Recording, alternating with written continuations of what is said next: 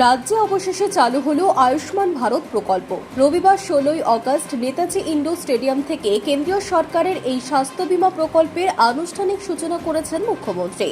একই অনুষ্ঠানে মুখ্যমন্ত্রীর স্বাস্থ্য বীমা যোজনাও চালু করা হয়েছে। ফলে একদিকে কয়েক কোটি মানুষ আয়ুষ্মান ভারতের আওতায় চিকিৎসার সুযোগ পাচ্ছেন, অন্যদিকে রাজ্যের নিজস্ব স্বাস্থ্য বীমা প্রকল্পের সুবিধাও মিলবে বহু মানুষের। আয়ুষ্মান ভারত প্রকল্পের উপভোক্তা হিসেবে নাম কিভাবে নিশ্চিত হবে, এই প্রশ্ন অনেকের মধ্যেই ঘুরপাক খাচ্ছে। সেই বিষয়ে রবিবার বিস্তারিত প্রক্রিয়া জানিয়েছে রাজ্য প্রশাসন। সরকারি তথ্য ভাণ্ডারে নাম রয়েছে কিনা, রেশন কার্ডের তথ্যের সঙ্গে তা মেলে কিনা এবং কেওয়াইসি সম্পূর্ণ হয়েছে কিনা, এই ধাপগুলির ভিত্তিতেই মূলত যোগ্যতা যাচাই করা হবে। প্রথমেই আয়ুষ্মান ভারতের নির্দিষ্ট ডেটাবেসে নিজের নাম খুঁজে দেখতে হবে। নির্ধারিত মানদণ্ড অনুযায়ী সেই তালিকায় নাম থাকলে সংশ্লিষ্ট ব্যক্তির নির্দিষ্ট ওয়েবসাইটে গিয়ে আয়ুষ্মান ভারত কার্ড ডাউনলোড করতে পারবেন।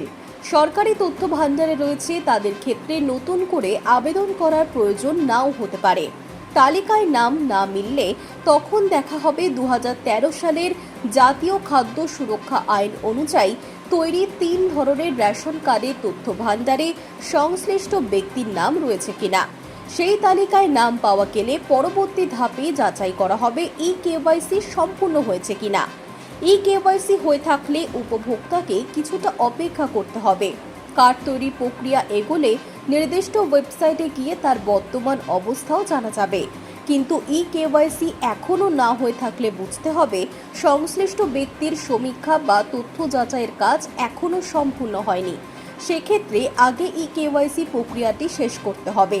আর যদি জাতীয় খাদ্য সুরক্ষা আইনের তথ্য ভাণ্ডারেও নাম না পাওয়া যায়, তাহলে আয়ুষ্মান ভারত নয়, মুখ্যমন্ত্রী স্বাস্থ্য বীমা যোজনার জন্য আবেদন করার সুযোগ থাকবে।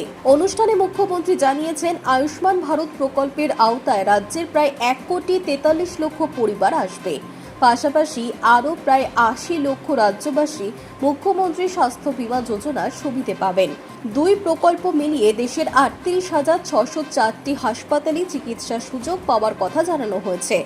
আয়ুষ্মান ভারতের আর্থিকভাবে দুর্বল যোগ্য পরিবারগুলির জন্য সরকারি হাসপাতালের পাশাপাশি তালিকাভুক্ত বেসরকারি হাসপাতালেও বছরে সর্বোচ্চ 5 লক্ষ টাকা পর্যন্ত ক্যাশলেস চিকিৎসার ব্যবস্থা থাকবে।